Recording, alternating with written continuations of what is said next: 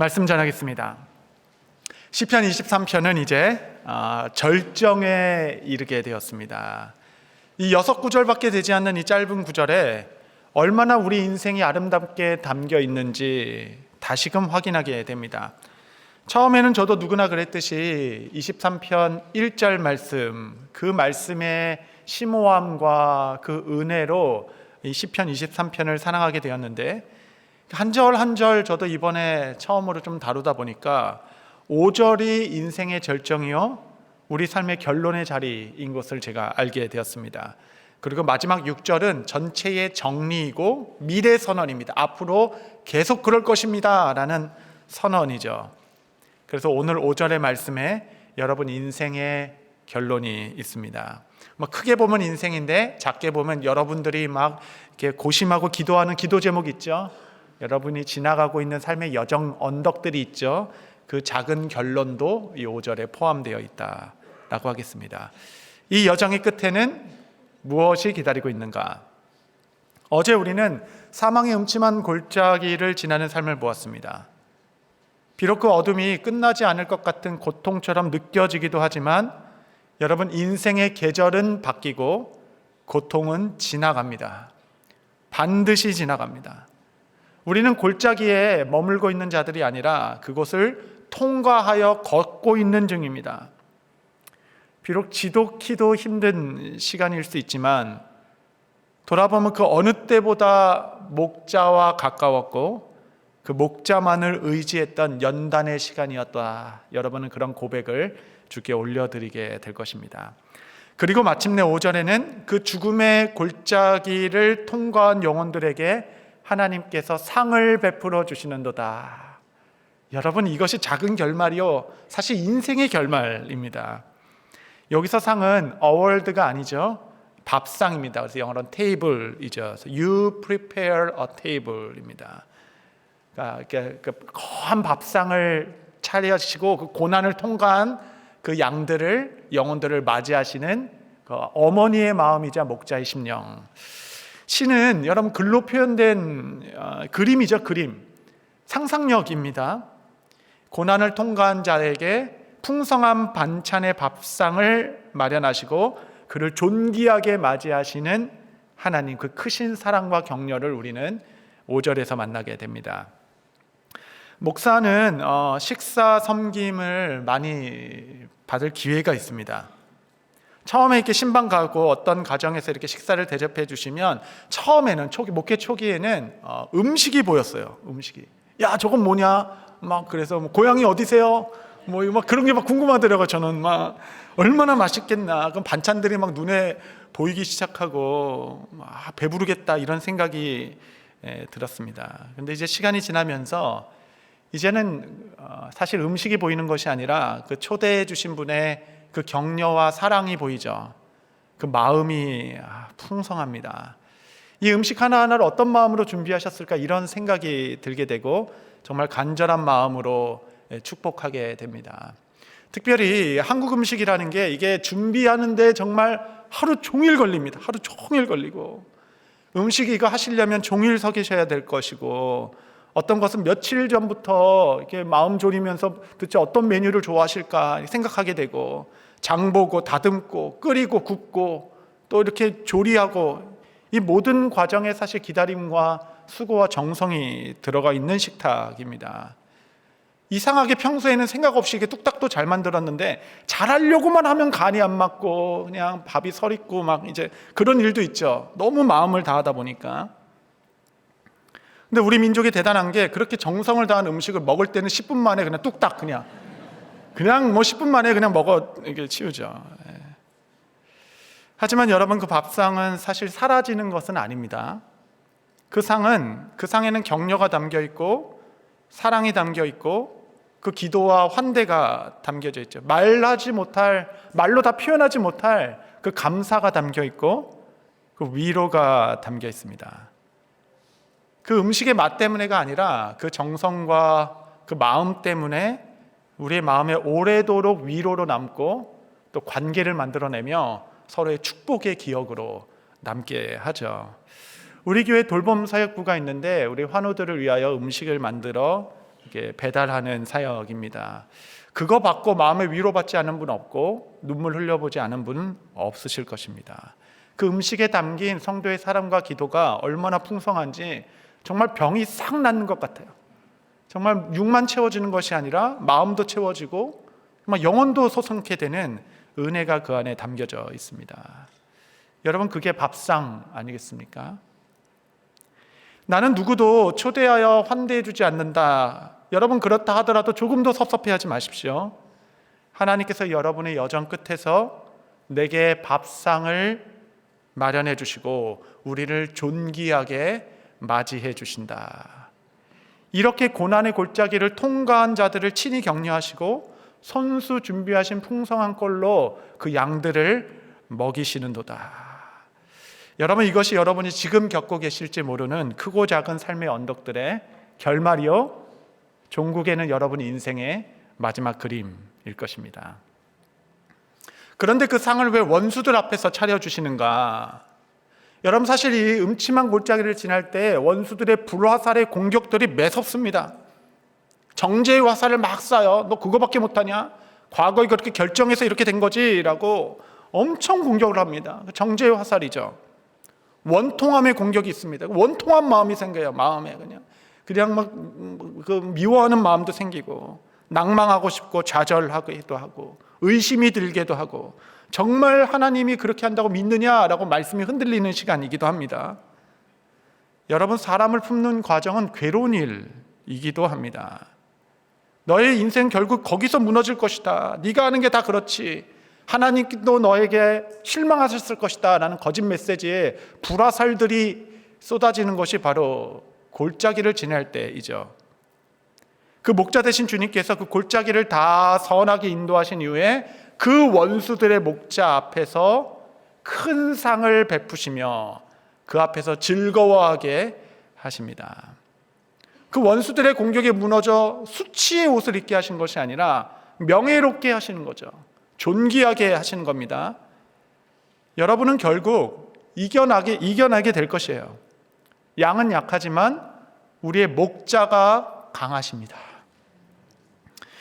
시편 127편 말씀 우리가 잘 알고 있죠. 여호와께서 집을 세우지 아니하시면 세우는 자의 수고가 헛되다. 성을 지키지 않으면 파수꾼의 경성함도 헛되다. 일찍이 일어나 늦게 누워 수고에 떡 먹는 것도 다 헛되다. 이렇게 얘기하죠. 여러분, 이 시편은 가정을 향한 시편입니다. 가정에 대한 약속을 담고 있어요. 누구보다 가정을 좀 세우고 싶고 가정을 지키고 싶고 좋은 것으로 가정을 먹이고 싶은 것이 부모의 마음이죠. 이 말씀은 내가 돕지 않으면 그거 아무 소용없어 라는 이런 윽박 지르는 것이 아닙니다. 이 말씀의 진정한 뜻은 너의 집은 내가 세운다 라는 거예요. 너는 내가 지킨다, 너는 내가 먹일 거야 라는 하나님의 아버지 되심의 선언입니다. 그러므로 너는 나의 안에서 안식하라. 수고하는 자에게 잠을 주시는도다. 이렇게 되는 거죠. 그 이후에 이어지는 말씀이 있습니다. 3절에서 5절 보시면, 보라, 자식들은 여호와의 기업이요 태의 열매는 그의 상급이로다.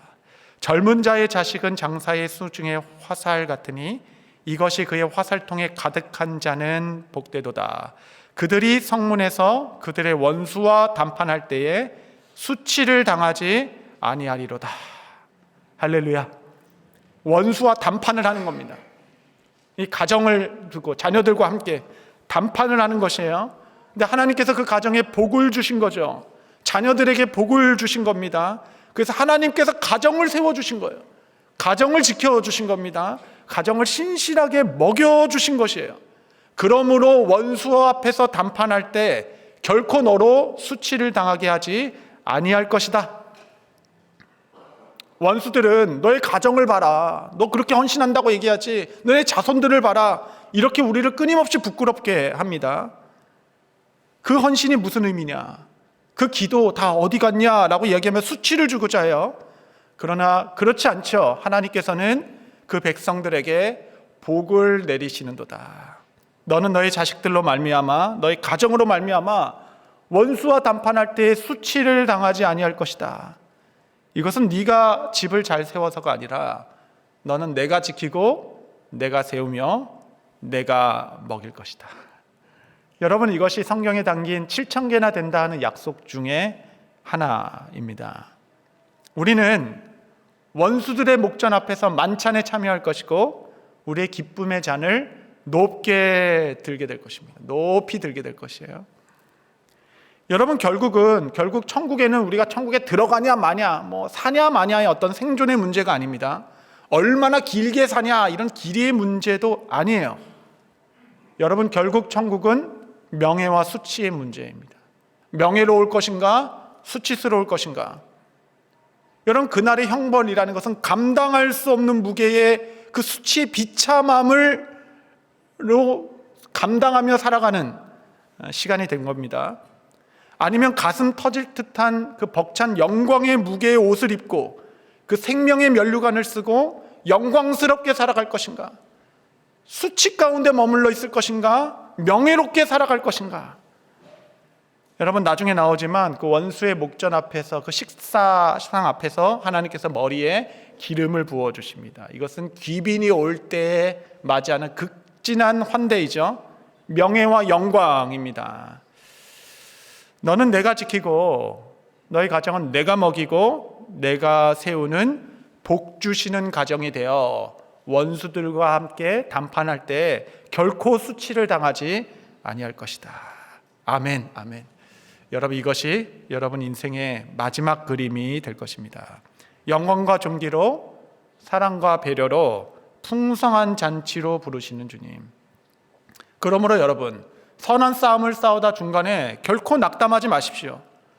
하나님께서는 길의 중간을 붙든 것이 아니라 끝을 붙들고 우리를 그 끝으로 이끌어 가고 계십니다. 이 골짜기를 지나는 동안 목자 되신 주님께만 딱 붙어서 주님만 바라보며 이 골짜기를 통과해 내겠다, 이런 새로운 결단과 다짐이 있는 새벽 되시기를 바랍니다. 목자는 그 영광스러운 상 앞에서 우리에게 머리에 기름을 부어주신다라고 합니다. 기름은 영광이죠. 예수님께서 바리새인 시몬의 집에 갔을 때 너는 나에게 머리에 감람류 기름도 부지 않았잖아, 이렇게 말씀하십니다. 머리에 기름 부어주심, 이거의 첫 번째 의미는 존귀와 명예. 여러분의 인생의 마지막은 명예로울 것입니다. 생명의 면류관을 쓰고 영원토록 영광스럽게 존귀의 옷을 입고 주와 함께 거하게 될 것입니다. 이 기름 부으심의 두 번째 의미는 권위입니다. 권위, 영적 권위. 삶의 위기를 하나하나, 그 언덕을 하나하나 넘어갈수록 하나님께서는 고난 하나 지나갔다라는 그냥 시간의 세월이 아니라 그 넘어갈 때마다 영적 권위를 더해 주세요. 영적인 권위를. 영권이라고 하는 것은 있어도 되고 없어도 되는 것이 아닙니다. 영권이 없으면 영적인 일은 사실 아무것도 할 수가 없습니다. 그 영적 권위라는 것은 신비로움이고 매력입니다. 또 궁금함이고 무게감입니다. 능력이고 권위입니다. 영권이란 무엇이냐면 주변 사람들이 저분은 하나님의 사람이야 라는 성령의 증언을 듣게 되는 것입니다. 하나님의 사람이야 라고 이렇게 증언하게 되는 것이에요. 범접할 수 없는 힘입니다. 영권이라는 건 세상 그 무엇에서도 밀리지 않는 힘이 되는 것이에요. 심지어 죽음 앞에서도 당당합니다. 당당하게 하는 것. 그 영적 권위랑 같은 공간에만 있어도 영적 분위기가 바뀌기 시작하는 것이에요. 연단을 통과한 자들에게 그 머리에 기름을 부어주십니다. 그것은 상급일 것이에요. 영적 권위, 그것은 하나님의 높이심입니다. 높은 사랑, 하나님께서 여러분을 높여주세요. 사람들의 마음을 하나로 모아주십니다. 언제나 하나 되면 성령의 역사예요. 여러분 10명 마음 모으려고 한번 노력해 보셨죠? 이 사람 마음 잡으면 저 사람이 이렇게 삐져나가고 저 사람 잡으면 또 이 사람이 기록. 10명 마음 모으는 것도 정말 1000명 마음을 모으는 것처럼 어지럽고 힘듭니다. 근데 주님께서 우리의 마음을 하나로 탁 묶어주시면 10,000명일지라도 한 명처럼 움직여요. 그 영적 리더 중심으로 각자 각 사람이 자기 일을 알아서 찾아 들어가기 시작합니다. 그 일을 하지 않으면 성령께서 우리의 마음을 괴로움을 주셔서 순종하는 게 낫다. 여러분, 순종이 불순종보다 쉬운 겁니다. 불순종이 순종보다 어려운 거예요. 어려운 거예요. 불순종은 어려운 겁니다, 여러분. 저는 여러분의 삶에 정말 영적 권위가 있게 되기를 바랍니다. 부모에게 마지막까지 남는 것은 영적 권위 그거 하나밖에 없어요. 영권, 영적 권위. 그것은 성령 충만의 다른 이름일 것입니다. 삶의 기름 부으심일 것이에요. 다른 방법이 없습니다. 이것은 하나님 앞에서 신실한 자가 되는 것, 순전한 마음으로 주님을 따르는 것, 그러므로 우리 안에 있는 성령께서 그 사람을 증언해 주실 때 그때만 하나님의 사람이라는 영적 권위가 주어지게 될 것입니다. 우리는 다 믿음의 연단을 걷고 있죠. 이거 믿음의 시련입니다. 여러분, 이 시련 끝에 더 정제되고 순전한 믿음을 가지고 하나님께서 귀히 보시는 아름다운 믿음을 가진 자는 그 영적 권위로 옷 입게 되고 그런 자를 통하여 하나님의 나라는 이 땅에서도 펼쳐지게 될 것입니다. 성도 여러분, 새벽 미명이 가장 어둡다곤 하죠. 주님께서 여러분을 존귀하게 되시고 영적 권위로 새 옷을 입혀주시는 연단의 시간일 것입니다. 아름답게 통과하시어 정말 여러분의 그 영적 폼이 이렇게 북적북적 자라는 정말 레바논과 백향목과 같은 여러분 성도 되시기를 바랍니다. 기름을 부어주신다는 것은 명예이고 권위이고 세 번째는 치유입니다. 치유. 기름을 발라 이렇게 치유를 해주시죠. 골짜기를 지나며 알게 모르게 얻은 상처와 아픔까지도 하나님께서 세밀하게 보시며 영혼 깊은 곳을 치유해 주시며 수고했다, 이제 끝났다 라고 하는 겁니다. 이 영혼을 소생시켜 주시는 거죠. 이렇게 좋은 기름들이 넘쳐난다 라고 합니다. 내 잔이 넘쳐나나이다. 그러니까 그냥 잔에 그냥 포도주가 막 콸콸콸 흘러서 그냥 낭비될 정도로 땅에 떨어지는 거죠. 풍성한 것입니다. 이 은혜들이. 이것이 여러분 삶의 결론이 될 것입니다.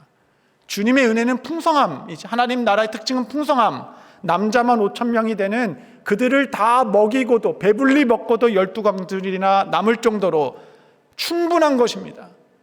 여러분, 나누고 섬기고 베푸는데 조마조마하지 마십시오. 나누면서 부족한 일은 없을 것이에요. 반드시 남게 됩니다. 오버플로잉 된다. 오버플로잉, 넘쳐난다. 우리에게 주신 그 종기와 권위와 치유가 넘치도록 부어지실 것이다. 우리 하나님께서 얼마나 좋은 분이신지 요한일서 3장 1절 보면, 보라, 아버지께서 어떠한 사랑을 우리에게 베푸사 어떠한 사랑을 우리에게 베푸셨는가. 하나님의 자녀라 일컬음을 받게 하셨는가. 우리가 그러하도다. 그러므로 세상이 우리 알지 못함은 그를 알지 못함이라. 잠깐 영어로 보시면 이게 번역을 조금 섞어 놓은 겁니다. 이게 원문에 가까워요. Behold, 보라, what manner of love the Father has lavished on us. 이게 너무 좋은 거예요. 사랑의 하나님의 매너, 사랑의 매너가 뭐냐? 그 아버지가 얼마나 낭비하셨는데, lavished. 그냥 낭비할 정도로 쏟아부으신 그 사랑이 뭐냐? 이게 하나님 사랑의 매너다라고 얘기하는 겁니다. 그것은 우리로 하나님의 자녀가 되게 하셨다. 내려주시고 낭비될 정도로 부어지는 것이. 여러분, 어떤 컵에 있는데 이렇게 물이나 닦다 보면 이게 막 넘치면 우리가 그만요, 그만 넘쳐 그만 이렇게 하잖아요. 이게 하나님 사랑의 매너라는 종류라는 겁니다. 낭비될 정도로 내가 아까워하지 않겠다라고 부어지는 그 깊은 사랑, 그 높고 넓고 그 신실한 사랑으로 우리가 그러하도다. 이 사랑은 세상은 전혀 모를 것이야 라고 얘기합니다. 여러분, 시편 23편은 점점점 풍성해지는 과정을 그리고 있어요. 1절은 부족함이 없다. I'm satisfied. 부족함이 없다.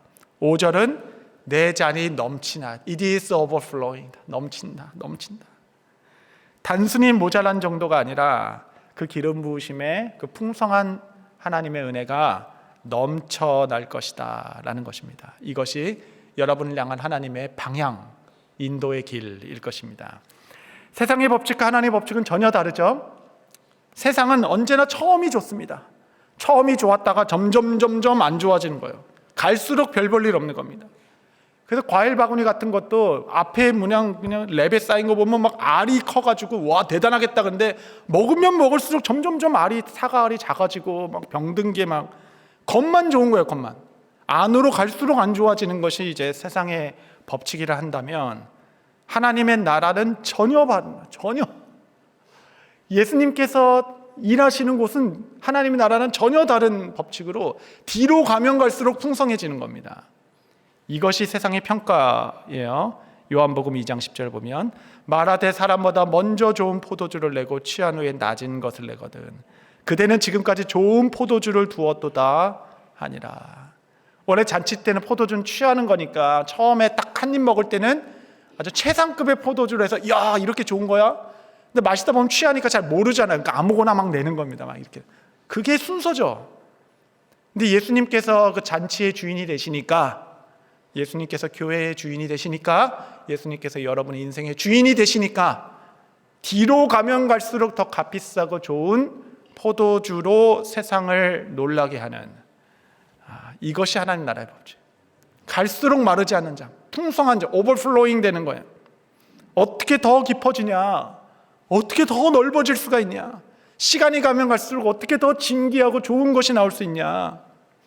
여러분의 20대보다는 40대가, 40대보다는 70대가 더 기대가 되는 마르지 않는 샘과 같은 인생, 그것이 바로 그리스도가 주인된 사람이 이끄시는 삶의 궤적일 것입니다.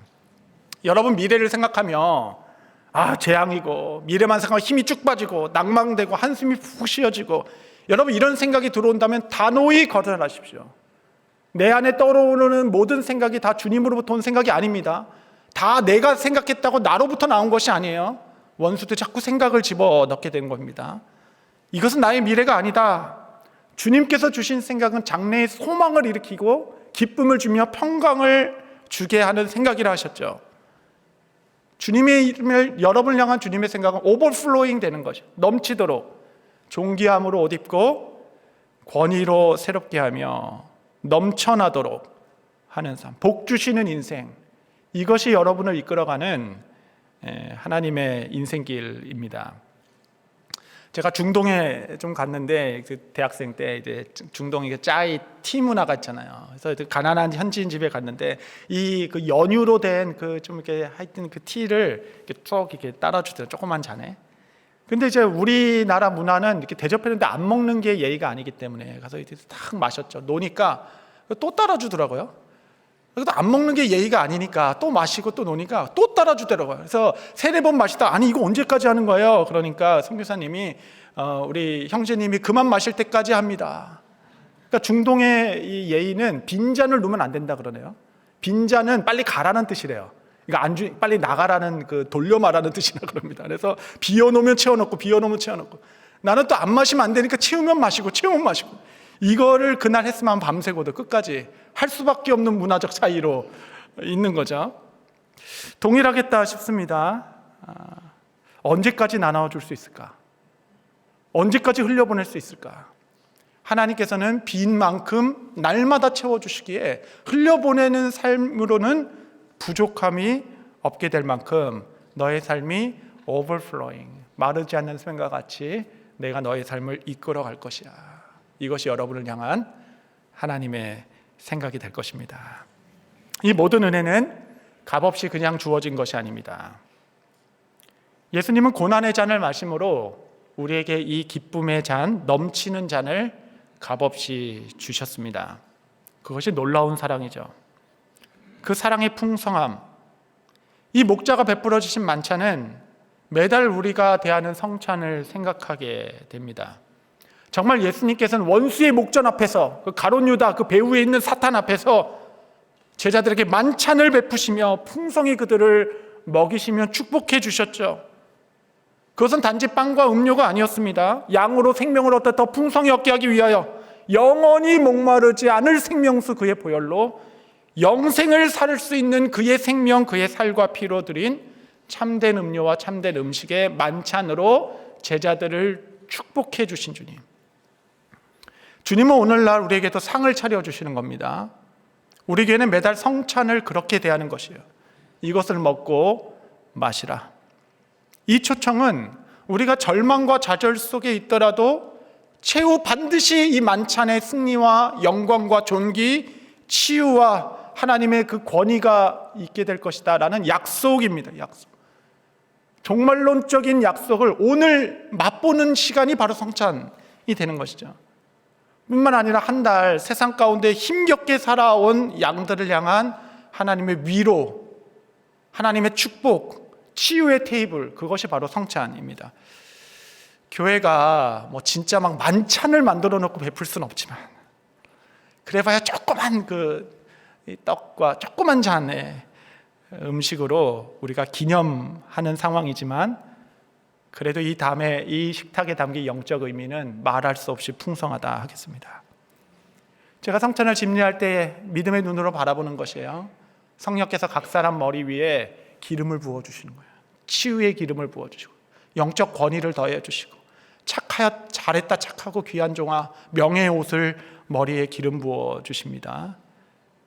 이 성찬을 대하며 우리는 이처럼 최후 승리를 아름답게 맞이할 것입니다 라고 믿음으로 바라보며 오늘 한 날의 삶을 살아가는 것입니다.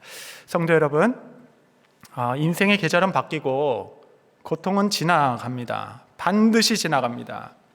이 길의 끝에서 우리 모두는 알게 될 것입니다.